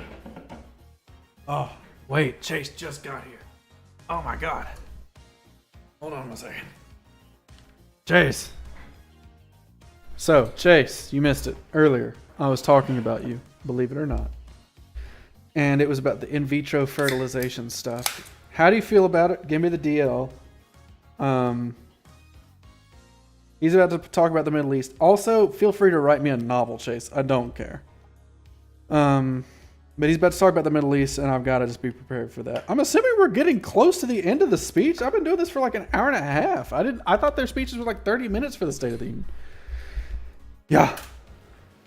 I know the last 5 months have been gut-wrenching for so many people, Dude, I'm about to hit him. for the Israeli people, for the Palestinian people, and so many here in America. Chase, just since you just got here, my prediction is that if he talked about Israel-Palestine at all, the way I heard it described, it was so good. Not about this, but about like all politicians and news outlets. They're going to talk about this as if like a natural disaster happened. They're not going to point out that the IDF is killing citizens. So we're going to go into this, and we're going to listen hard to see if he, A, condemns the IDF killing citizens, B, describes the death of Palestinians as being caused by the IDF, and C, whether or not he chooses to randomly and for no reason but like blurt out Zionist propaganda, essentially. Let's go. This crisis began on October 7th A with a massacre by a terrorist group called Hamas, as you all know. 1,200 innocent people, women and girls, men and boys, slaughtered after enduring sexual violence. literally unfounded claim. I don't know if you guys have been super involved in this recently, but the person who wrote that New York Times article had previously they had previously been a part of the IDF, had no journalistic experience whatsoever prior to writing that article, and had also called around to all of these like clinics and stuff in the area. All of them said that there had been like hardly no sexual violence taking place, if any, and then they kind of reverse engineered what they thought would be described as the sexual violence. The beheading of babies has been debunked, and the babies in the microwaves has been debunked. There's been basically nothing confirmed apart from the fact that civilians were killed. This is like a brand new, probably in the past 2 weeks story, that the person who wrote the New York Times about, I think it's like Hamas weaponizes sexual violence, is literally unfounded. It's crazy. The deadliest day for the Jewish people since the Holocaust, and 250 hostages taken. A lot of those deaths were actually from the IDF. There's apparently like a mindset behind being in the IDF that if you're in a standoff with someone, they can kill you and the other person because that's the idea. Like that's their vibe. It's not confirmed how many, but it is known that they have participated in that, where it's like there's a standoff in this building, we'll just blow up the building. Like it's fucking both. How many numbers that is irrelevant necessarily.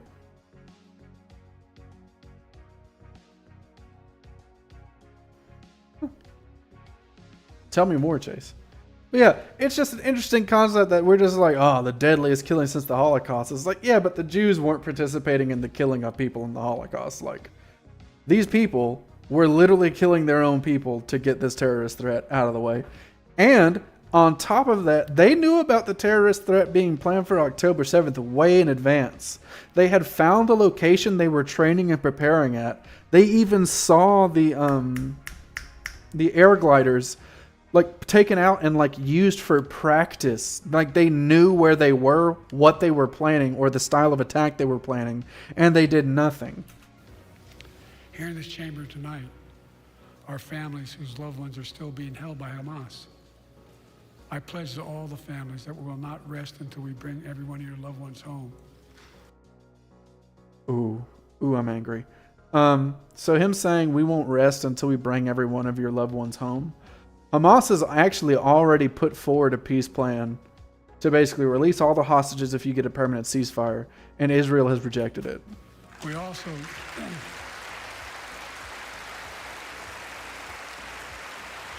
If I'm not mistaken, there's been at least two prospects that they've rejected in favor of continuing the attacks on Palestinian civilians. You can't remember where they're sitting. Look at them. We will also work around the clock to bring home Evan and Paul, Americans being unjustly detained by the Russians and others around the world. Israel has the right to go after Hamas. Just trash. Hamas ended this conflict by releasing hostages, laying down arms, could end it by releasing the hostages, laying down arms, and surrendering those responsible for October 7th. But Israel has Oh my God. Israel has a added burden because Hamas hides and operates among the civilian population like cowards. So does Israel. All of the West Bank settlements.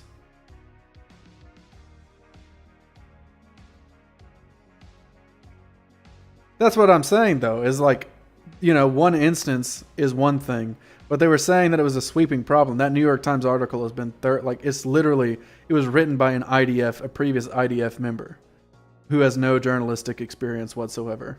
Like, they called around to the clinics, found nothing. This is the words of the people who wrote the article. And then they're like, well, there's got to be something. And they twisted it basically to fit that. Under hospitals. But yeah, anyway, Israel also has human shields. That's what the West Bank settlements are. They'll like literally wait for someone to go into work, and they'll like break into their house, give a set of civilians guns, usually caught up? Oh. Usually it's somebody who like already has experience in the IDF, or interestingly, it's an immigrant from another country to Israel that they put on these front lines, give them guns, and basically make it so it's like, yeah, they live here now. Like, Israel has civilian shields as well. Like, they do the exact same thing. It's not particularly spectacular.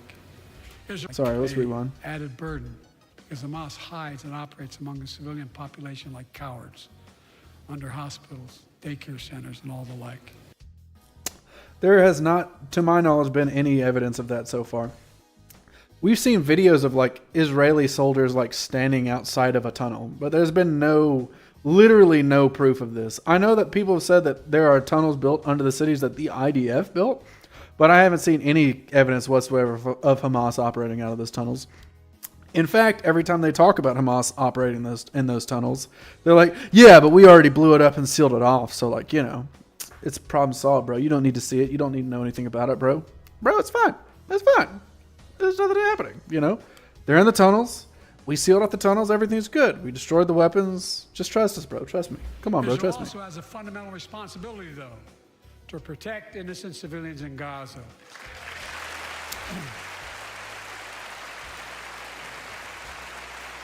This war Don't clap for this motherfucker. has taken a greater toll on innocent civilians than all previous wars in Gaza combined. Who's killing them, babe? More than 30,000 Palestinians have been killed, Have been killed. most of whom are not Hamas. Most of whom, 90+%, you fucking weasel. Thousands and thousands of innocents, women and children, girls and boys, also orphaned. Once again, he is not describing it like the IDF has killed him. It's literally phrasing it like a natural disaster happened. Nearly 2 million more Palestinians under bombardment or displacement. Okay, so the important part of the 2 million number is the fact that that's literally ethnic cleansing, because that's like all Palestinians. I think there might be 2.1, 2.2 Palestinians in Gaza. Like, they've displaced all of them. Homes destroyed, neighborhoods in rubble, cities in ruin. City's in ruin, man. Don't know what happened, though. Families without food, water, medicine. It's hard. Wait, dude. Listen to this motherfucker. Families without food and water. Why? Families without medicine. Why? Why don't they have food, water, or medicine? Heartbreaking. It's We're heartbreaking. working nonstop to establish an immediate ceasefire that would last for 6 weeks to get all the prisoners released, all the hostages. Yeah. Prisoners released. Hostages released. What about the genocide, babe? To get the hostages home and ease the intolerable and humanitarian crisis and build toward an enduring, something more enduring. The United States has been leading international efforts to get more humanitarian assistance to Gaza. Tonight, I'm directing the U.S. military to lead an emergency mission to establish a temporary pier in the Mediterranean on the coast of Gaza that can receive large shipments carrying food, water, medicine, and temporary shelters. No U.S. boots will be on the ground. A temporary pier will enable a massive increase in the amount of humanitarian assistance getting into Gaza every day.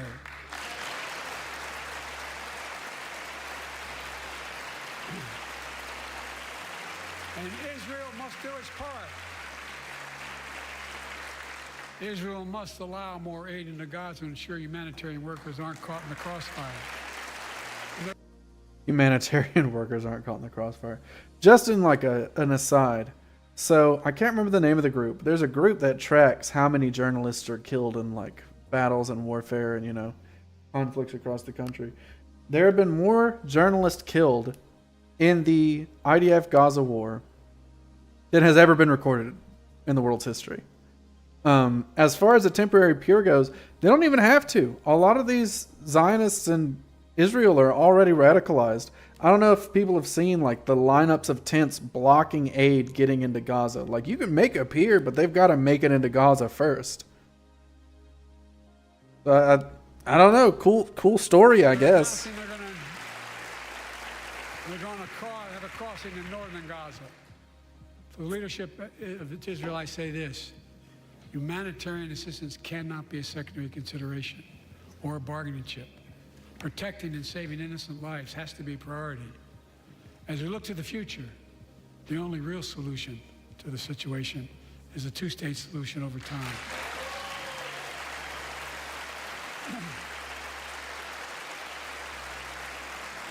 And I say this as a lifelong supporter of Israel. Unwarranted Zionist backup. My entire career, no one has a stronger record with Israel than I do. I challenge any of you here. You're right. No one in the history of the Congress has received more in donations from Israel than Joe Biden. Fun fact. I'm the only American president of Israel in wartime. But there is no other path that guarantees Israel's security and democracy. There is no other path that guarantees that Palestinians can live in peace with peace and dignity. And there's no other path that guarantees peace between Israel and all of its neighbors, including Saudi Arabia, with whom I'm talking. Creating stability in the Middle East also means containing the threat posed by Iran. That's why I built a coalition of more than a dozen countries to defend international shipping and freedom of navigation in the Red Sea. I've ordered strikes to degrade the Houthi capability and defend U.S. forces in the region. As Commander-in-Chief, I will not hesitate to direct further measures to protect our people and our military personnel.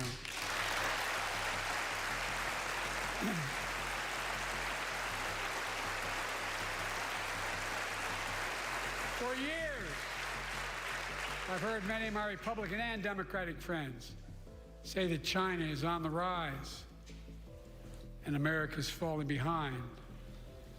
They've got it backwards. I've been saying it for over 4 years, even when I wasn't president. America's rising. We have the best economy in the world. And since I've come to office, our GDP is up, our trade deficit with China is down to the lowest point in over a decade. And we're standing up against China's unfair economic practices. We're standing up for Who's peace that guy? and stability across the Taiwan Straits. I've revitalized our partnership and alliance in the Pacific. India, Australia, Japan, The woke joint. Jesus. I'm sorry. South Korea, Pacific Islands. I saw two women and I I knew. made sure that the most advanced American technologies can't be used in China, not allowing to trade them there.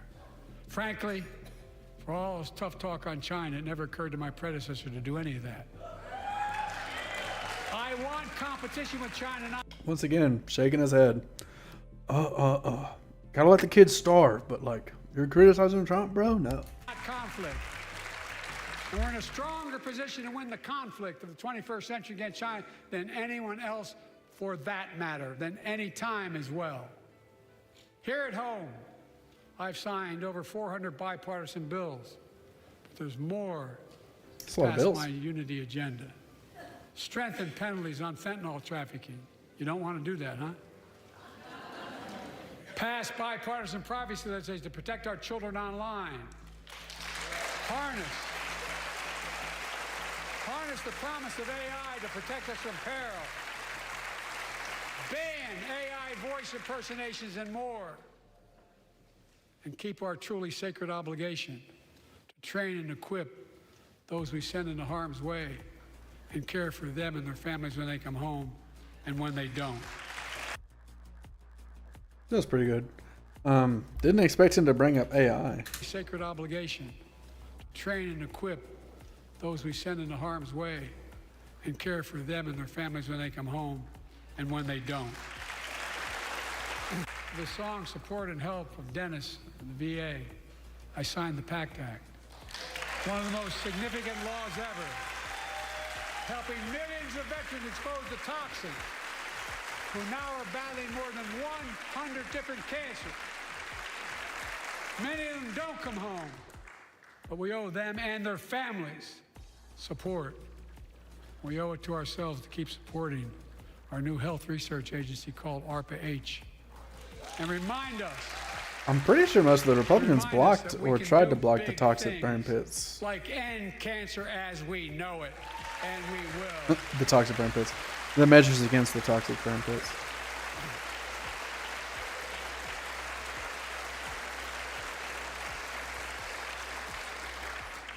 Let me close with this. Whoa. Yeah.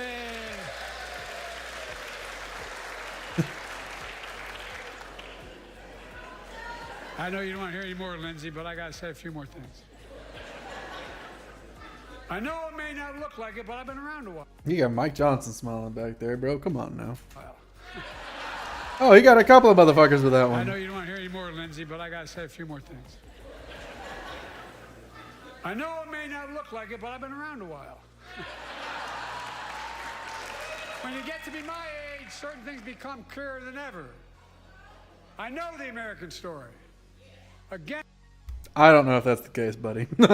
I'm just going to go out on a limb and say I don't know that you necessarily know that. again, I've seen the contest between competing forces in the battle for the soul of our nation. Oh, he's circling back to his day one shit. Between those who want to pull America back to the past and those who want to move America into the future. My lifetime has taught me to embrace freedom and democracy, a future based on core values that have defined America: honesty, decency, dignity, equality, to respect everyone, to give everyone a fair shot, to give hate no safe harbor. Now, other people my age see it differently. The American story It's a funny way to put it. of resentment, revenge, and retribution, that's not me. I was born amid World War II when America God damn. stood for the freedom of the world. I grew up in Scranton, Pennsylvania, and Claymont, Delaware, among working class people who built this country. I watched in horror as two of my heroes, like many of you did, Dr. King and Bobby Kennedy, were assassinated. And their legacies inspired me to pursue a career in service. I left the law firm and became a public defender because my city of Wilmington was the only city in America occupied by the National Guard after Dr. King was assassinated because of the riots. And I became a county councilman almost by accident. I got elected to the United States Senate when I had no intention of running at age 29. Then vice president to our first black president. Now president to the first women vice president.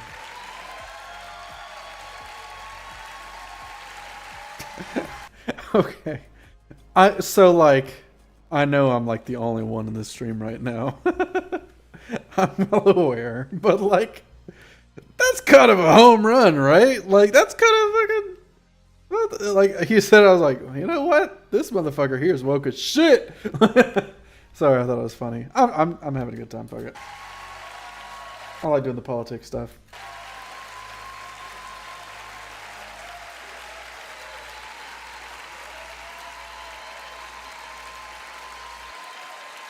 In my This copy and paste ass looking bitch. Look at her. Heavens, woman. In my career, She looks like a character in Baldur's Gate 3 doing an attack. I've been told I was too young. By the way, they didn't let me on the Senate elevators for votes sometimes. Not a joke. How's it? And I've been told I'm too old. Whether young or old, I've always known what endures. I've known our North Star, The very idea of America is that we're all created equal, deserves to be treated equally throughout our lives. We've never fully lived up to that idea, but we've never walked away from it either. And I won't walk away from it now. I'm optimistic. I really am. I'm optimistic, Nancy.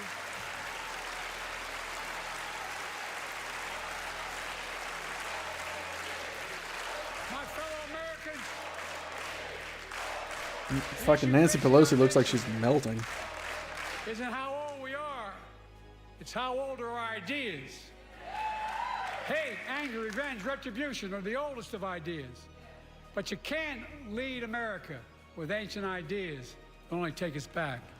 You lead America, the land of possibilities. You need a vision for the future and what can and should be done. Tonight you've heard mine. I see a future where defending democracy, you don't diminish it. I see a future where we restore the right to choose and protect our freedoms, not take them away. I see a future where the middle class finally has a fair shot and the wealthy have to pay their fair share in taxes. I see a future where we save the planet from the climate crisis and our country from gun violence. Above all, I see a future for all Americans. I see a country for all Americans. And I will always be president for all Americans because I believe in America. I believe in you, the American people. You're the reason we've never been more optimistic about our future than I am now. So let's build Not really pausing. He's kind of just fluffing at the the moment. future together. Let's remember who we are. We are the United States of America. And there is nothing beyond our capacity when we act together. God bless you all, and may God protect our troops. Thank you, thank you, thank you. 1 hour, 7 minutes long. President Biden speaking before a joint session of Congress. Did I talk for 40 minutes? Heavens, dude. What the fuck? Anyway,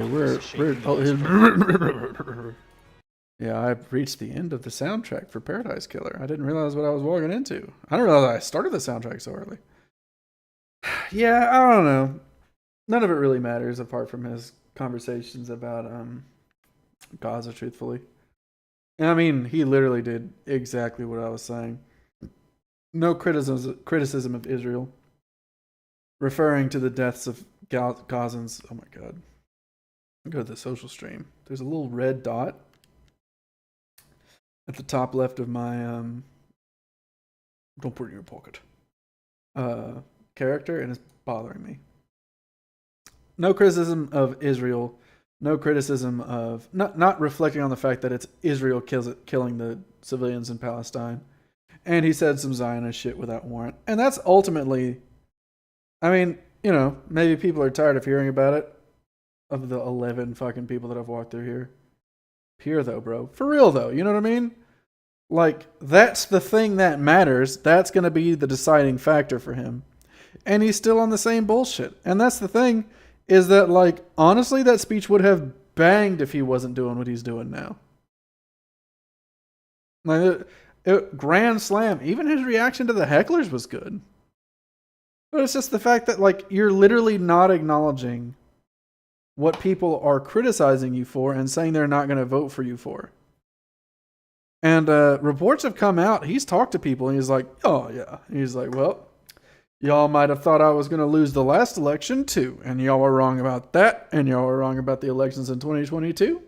So I'm going to win in 2024. And that is just not fucking evident. Like, it just isn't. So the fact, and that's the thing, is they think this is like, they think, let me take a sip of my drink real quick before I leave this stream.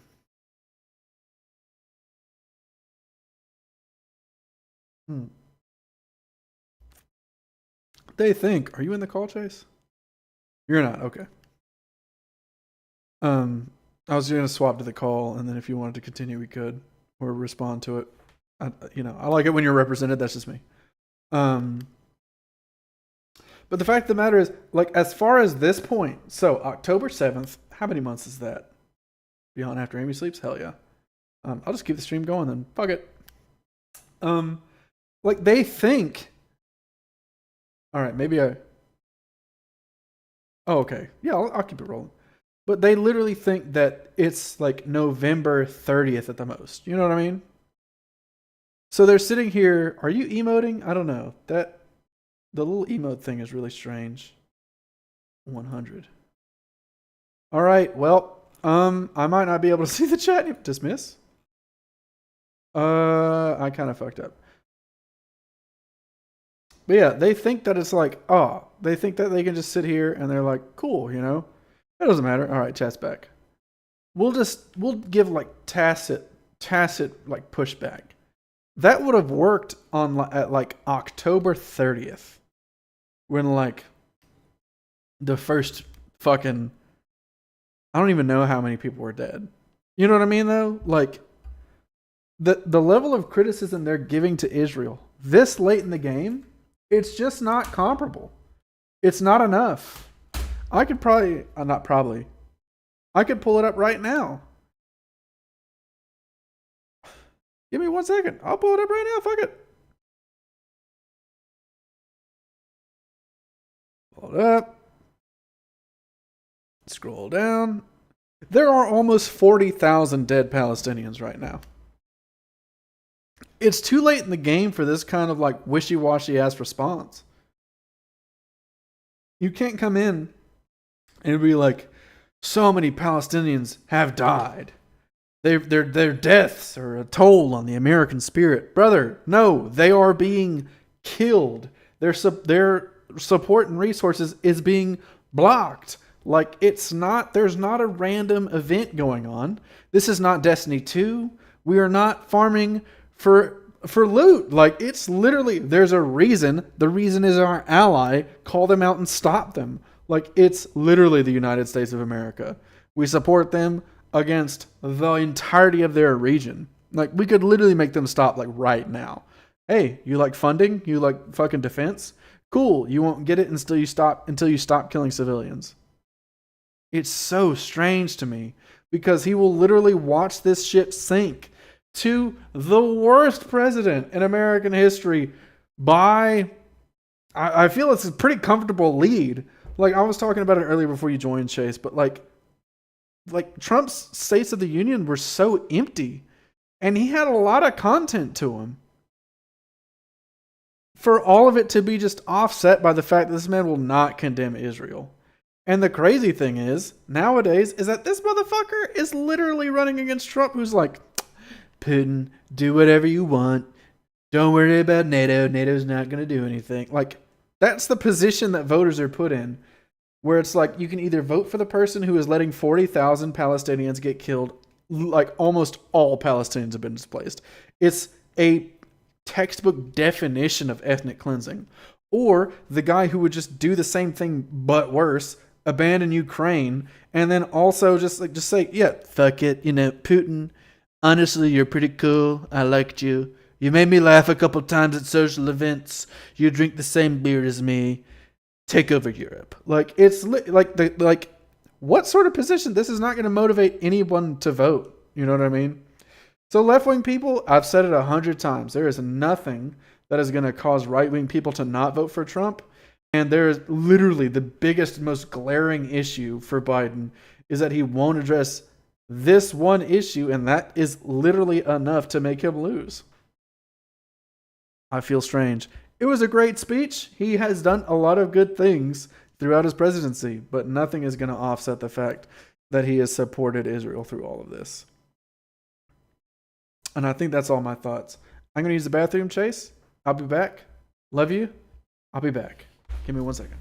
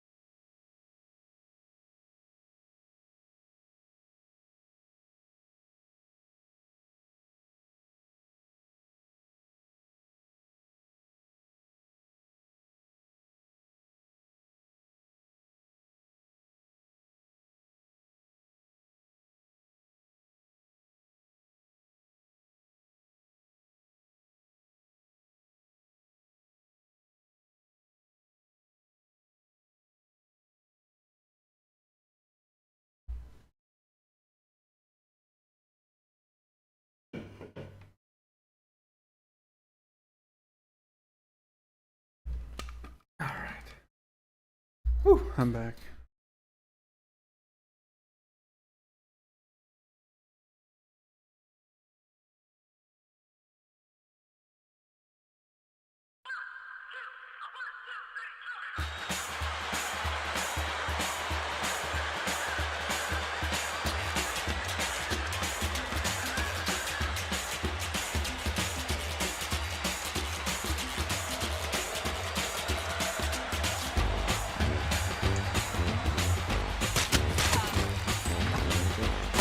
Yeah, I stabbed him. I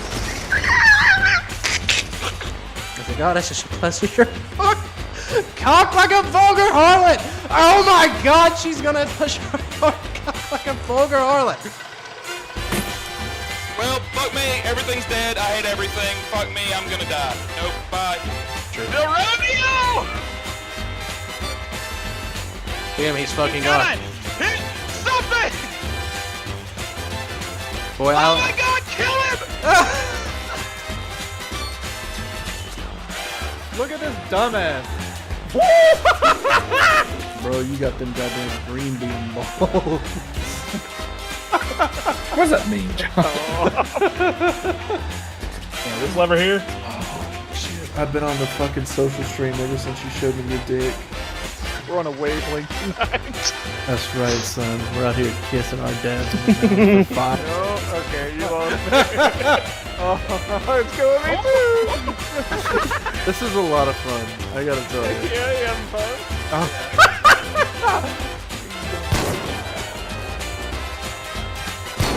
I couldn't hit it.